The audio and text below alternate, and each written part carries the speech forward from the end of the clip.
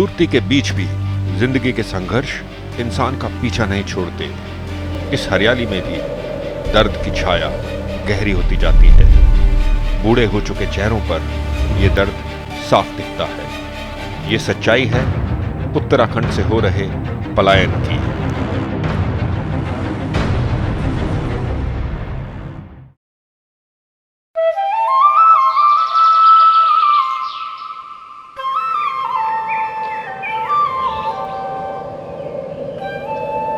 गगन को चूमते ये पहाड़, अटखेलियां करती ये नदियां, जिधर नजर दौड़ाओ हरियाली ही हरियाली।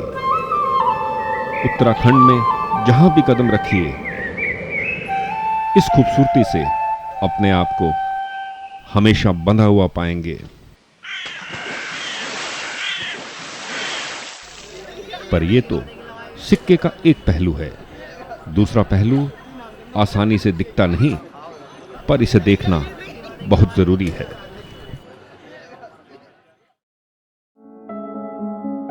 इस हकीकत से रूबरू होने के बाद शायद समझ में आए कि क्यों इन खूबसूरत पहाड़ों के कुछ इलाकों में दुख के बादल छंटने का नाम नहीं ले रहे। क्यों बहुत से चेहरों पर मुस्कान की बजाय बेबसी झलकती है।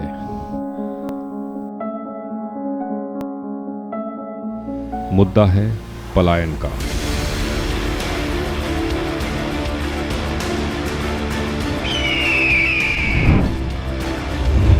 अपने घरों, खेतों और पुश्तैनी जमीन को हमेशा हमेशा के लिए छोड़कर चले जाने का।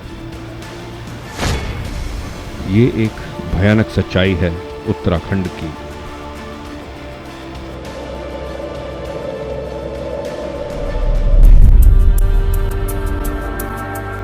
यहां के 13 जिलों में सैकड़ों ऐसे गांव हैं जहां से पूरी की पूरी आबादी ही पलायन कर चुकी है।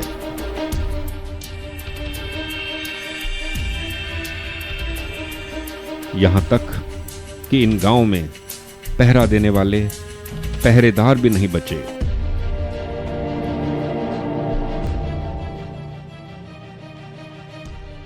उत्तराखंड में पलायन का यह सिलसिला शुरू हुआ कुछ दशकों पहले, लेकिन पिछले कुछ सालों में इसने काफी जोर पकड़ लिया। आखिर क्यों?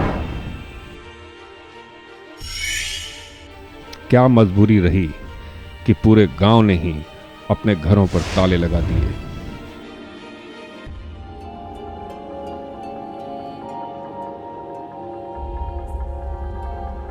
और सबके सब निकल पड़े कहीं और, जाहिर है बेहतर भविष्य की तलाश में।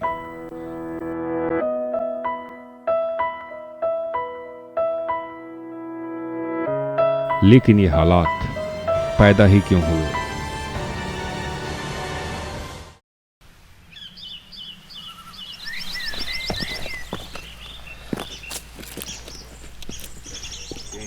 करीब 8 दिन उत्तराखंड में रहकर हमने इस सच्चाई को जानने की कोशिश की, इसको पास से देखने की कोशिश की।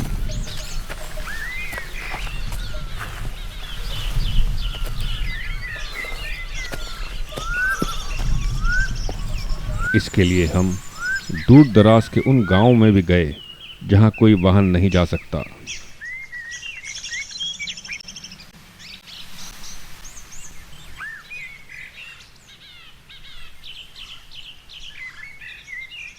एक ऐसा ही गांव है उनाई नैनी, पिथौरागढ़ से करीब 25 किलोमीटर दूर।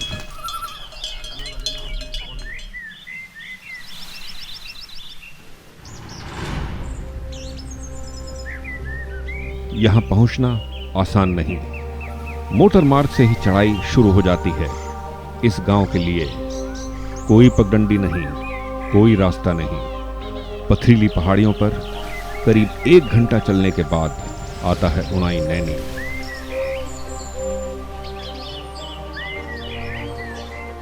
सबसे पहले सामने आते हैं बंजर में तब्दील हो चुके ये खेत। कई बरसों से यहां खेती नहीं हुई।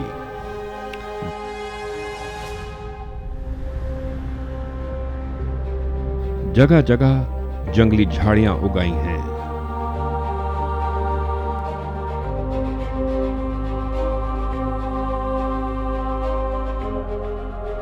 और ये है वो घर जिन्हें यहां रहने वालों ने कब का अलविदा कह दिया।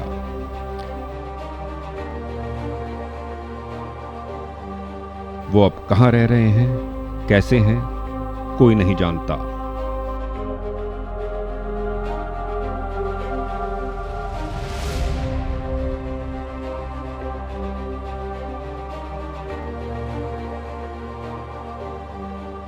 आज से 10 साल पहले तक 15 परिवार रहा करते थे इन घरों में।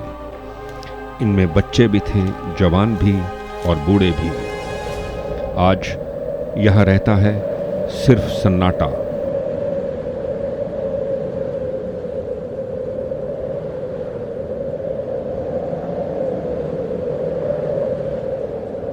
जिसे पास के किसी और गांव से आई बकरियां कभी कभार भंग कर देती हैं। इन घरों का एक हिस्सा खंडहर में तब्दील होना भी शुरू हो चुका है।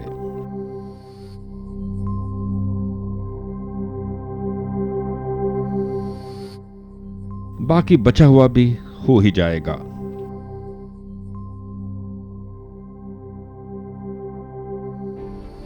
इस गांव के पास के रहने वाले हैं केशर सिंह बिष्ट। वो जानते थे यहां रहने वाले सभी परिवारों को, लेकिन उन्हें नहीं मालूम कि ये सब आज कहां, किस हालात में होंगे। सबसे मूल कारण ये हो गया सर, शिक्षा, स्वास्थ्य और रोजगार। ये चीज़ मतलब नज़दीक में नहीं होने के कारण जो है आदमी घर से बाहर जाता है, फिर वहीं बच्चों को लेके सेटल हो जाता है। और नंबर दूसरा, जंगली जानवर, खेतीबाड़ी जो हम लगाते हैं, टाइम से बारिश न होना, अपने जानवर और खेती से ही यहाँ आजीवन व्यतीत होता है। तो वही चीज़ अगर रुक गया तो मतलब काफ़ी मुसीबत हो जाती है। अब प्लेन्स में ऐसा है, अगर एक साइड से डाउन हो गया तो उसमें बच्चे, बीवी और परिवार के आदमी अपनी छोटी मोटी नौकरी कर लेते हैं। हाँ। परंतु उसका साधन यहाँ है नहीं। अब जो चीज़ में हम डिपेंडेंट हैं वही अगर ख़राब हो पड़ी तो फिर और कोई विकल्प यहाँ होता नहीं। अब यही एरिया है सर, इसमें करीबन 20-25 साल से आदमी यहाँ से जा चुके हैं। मकान ये गिरने लग गए हैं, खेत भी जंगलों में तब्दील हो गए हैं। फल फ्रूट पहले यहाँ कई बगाने थे, संतरे अंतरे होते थे, पपीते होते थे। अभी जो है आदमी नहीं होने के कारण सब वो ख़त्म हो चुका है। जो पानी पहले 4 इंची 5 इंची में था, अभी क्लोज होते होते वो जो है 1-2 इंची में रह गया है।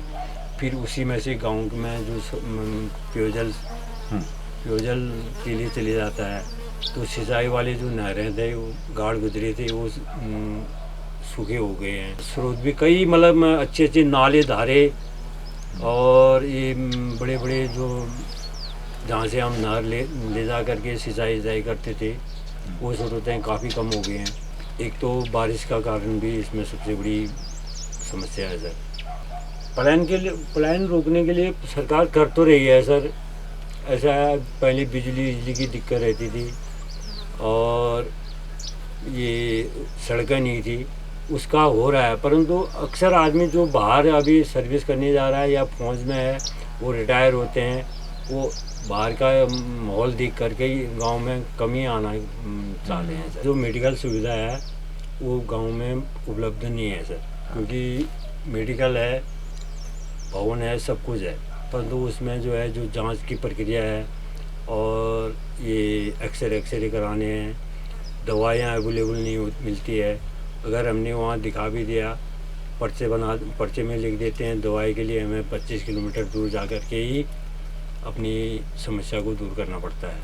अगर वो चीज़ यहाँ बन जाए, और कई जगह है कि उसमें रोड एड आदमी कई बीमार हो जाता है, उसको डोली से, गाड़ी का कोई साधन नहीं है, उसको रोड में लाने में काफ़ी दिक्कत हो जाती है। कई दफ़े तो मतलब वहाँ पहुँचते पहुँचते जो मरीज़ होता है ख़त्म हो जाता है।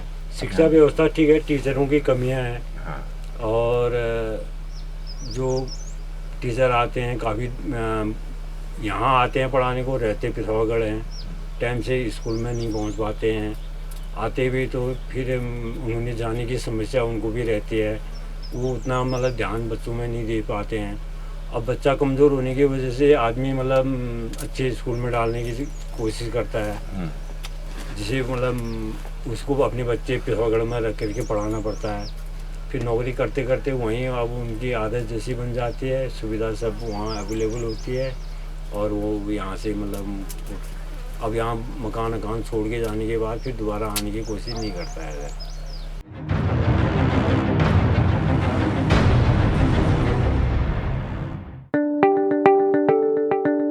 कहाँ चलेगी शीतलहर, कहाँ पड़ेगी बर्फ, किधर गरजेंगे बादल, कहाँ खिलेगी धूप, किस इलाके पर है तूफान का साया, और कैसे करें खेती।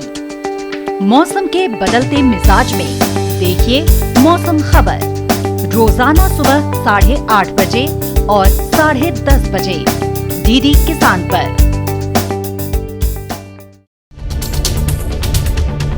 हम आ रहे हैं आपके गांव। घूमते फिरते का कारवां पहुंच चुका है मथुरा में। हम आ पहुंचे हैं कांगड़ा जिले में। सामान्य ज्ञान के पूछेंगे सवाल। वार्षिक पुष्कर मेला किस राज्य में आयोजित किया जाता है? इनमें से क्या जैविक रूप से नष्ट नहीं होता है? इसके लिए इनके पास 4 ऑप्शंस हैं। देखें घूमते फिरते रविवार सुबह 7:30 पर। जहां दिग्गज दौड़ाते हैं अपना दिमाग, ढूंढते हैं सामयिक सवालों के जवाब, खेती किसानी के मुद्दों पर मंथन का मंच।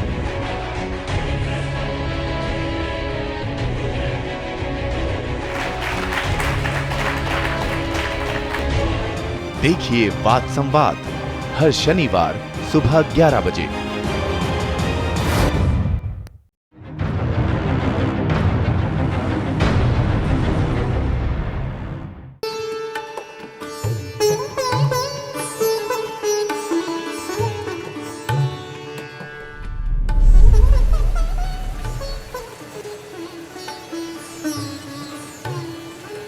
उत्तराखंड में ज्यादातर निवासी खेती किसानी पर ही निर्भर हैं, लेकिन इस पहाड़ी क्षेत्र में 2 बड़ी समस्याएं सामने दिखती हैं। पहली ये कि खेती के लायक उपजाऊ जमीन ही बहुत कम है, और दूसरी ये कि यहाँ एक साधारण किसान के पास जमीन भी कम ही है, औसतन 1 से 3 एकड़ बस।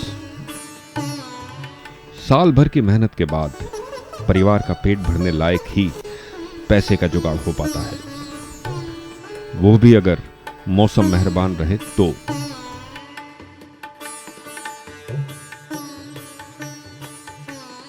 जो गांव मोटर मार्गों से दूर बसे हैं, वहां रहने वाले ज्यादा कठिन जिंदगी जी रहे हैं। खेती के अलावा रोजगार का कोई दूसरा साधन है ही नहीं यहां। ऐसे में अगर पलायन का विचार इनके मन में जोर पकड़े तो ज्यादा हैरानी नहीं होनी चाहिए।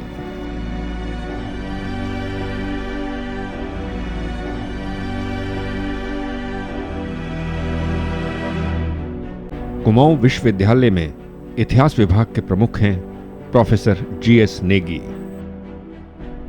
उत्तराखंड में जारी पलायन को काफी नजदीक से देखा है प्रोफेसर नेगी ने। वो समझते हैं यहाँ के लोगों की पहाड़ जैसी दिक्कतों को, उनके दर्द को। जो मैंने पूरे उत्तराखंड को पैदल नापा, उसमें केवल बुजुर्ग लोग ही रहते हैं, नई पीढ़ी नहीं रहते हैं। बहुत कम नई पीढ़ी के जवान मुझे मिले। पहले तो हमारी कृषि और हमारा पशुपालन बहुत चैतन्य अवस्था में था। पूरी की पूरी व्यवस्था आदमी के रहने के लायक थी।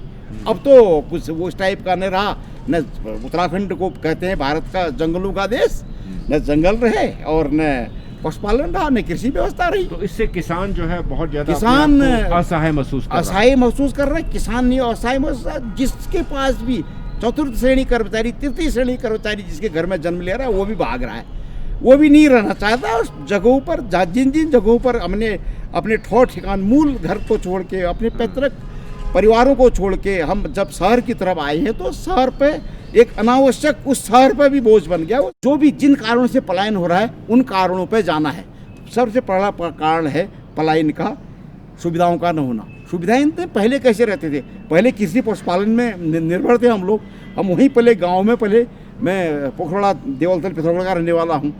और दूसरी चीज़ है कि हमको वो चीज़ें सुविधाएं देनी पड़ेंगी, हमको वो सुविधाएं देनी पड़ेंगी जिससे मानव का वातावरण रहने का बने। वहाँ बिल्कुल शिक्षा वहाँ हो, स्वास्थ्य वहाँ हो, जल वहाँ हो, जंगल वहाँ हो, जमीन वहाँ हो, पर्यावरण वहाँ हो, प्रकृति वहाँ हो, तो धूम मचेगी, फिर वो स्थापित होंगे। अब रहने के लायक जगह ही नहीं बनी है, हमारे तराई भाबर में रहने लायक जगह नहीं बनी, फिर इनको पहाड़ की तरफ पलायन करना पड़ेगा। निष्कर्ष ये निकाला कि अभी बहुत गुंजाइश है, स्थापित हो सकते हैं। हम जल को बचाएं, जंगलों का निर्माण करें। जंगलों का निर्माण करेंगे तो जल आ जाएगा।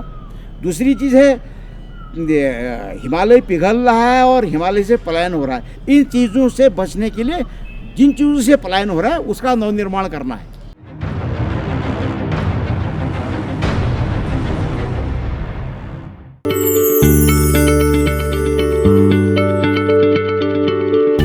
क्या आप किसी बीमारी से परेशान हैं?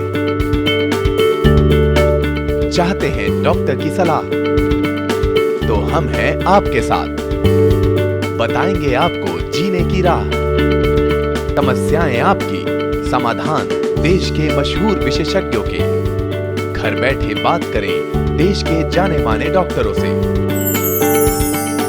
हर शनिवार शाम 6 बजे से 7 बजे तक फोन कर डॉक्टरों से करिए सीधी बात। हमारे लाइव प्रोग्राम स्वस्थ किसान में हमारा टोल फ्री नंबर है 1800-113060। बीमारियों से कैसे बचेगी फसल? मवेशियों की मुश्किलों का क्या है हल? कहां से लाए बीज, कितनी लगेगी खाद? किसानों के हर फोन का विशेषज्ञ देंगे जवाब। देखिए हेलो किसान, सोमवार से शुक्रवार शाम 6 बजे।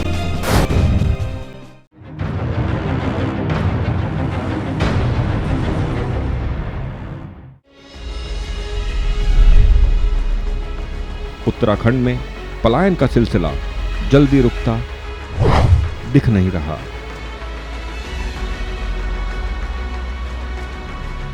हालांकि राज्य सरकार और इसके महकमे इसे रोकने के लिए कई स्तरों पर काम कर रहे हैं। इसी मुद्दे पर जी जान से लगे हैं पिथौरागढ़ जिले के वरिष्ठ भाजपा नेता नरेश जोशी। 90 के दशक में ये एक फोड़े के रूप में पलायन की शुरुआत हुई और आज वो यहाँ पर कैंसर बन चुका है। अगर इसका मतलब जैसे इलाज अभी न हो तो हमारे भारत सरकार को, हमारे देश को, हमारे राष्ट्र को बहुत बड़ा नुकसान होने वाला है। अभी 16 साल हमें आज़ादी की हो गई, अभी तक भी कोई नीति ऐसी नहीं बनी कि जो यहाँ का पलायन रुक सके। अब बनेगी और इन 5 सालों के अंदर ही ऐसी नीति बनेगी कि हमारा जो जनमानस इस गांव घर में रहता है, कम से कम पहला तो हमारा ये मकसद रहेगा कि ये जो 100 में से 30 लोग रह गए हैं, इनको यहाँ पर सुरक्षित बनाए रखना। माननीय प्रधानमंत्री मोदी जी का एक मिशन ये भी है कि कैसे न कैसे यहाँ पर का पलायन रुके। पलायन की बढ़ती काली छाया को रोकने के लिए जरूरत है रोशनी की नई किरण की, और ये रोशनी लाएंगे उत्तराखंड के बच्चे।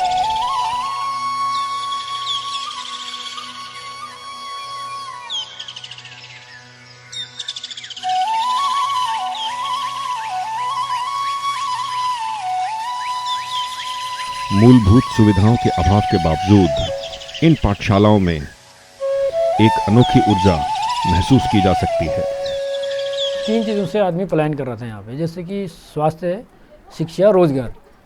हमने सोचा कि अब पढ़े लिखे हैं टीम में बंदे, तो हम शिक्षा तो दे ही सकते हैं, एटलीस्ट प्राइमरी लेवल की एजुकेशन हम दे सकते हैं। हम इस स्कूल की हेल्प करते हैं और इसको आगे बढ़ाते हैं। तो वो आदमी जो अपने बच्चे को लेके जा रहा है गंगोली हाट, पिथौरागढ़, अल्मोड़ा, तो वो नहीं जा रहा है। ये छोटा सा 2 कमरों का स्कूल मुनस्यारी की गगनचुंबी चोटियों की तलहटी में चल रहा है। यहाँ इन बच्चों का आत्मविश्वास देखते ही बनता है।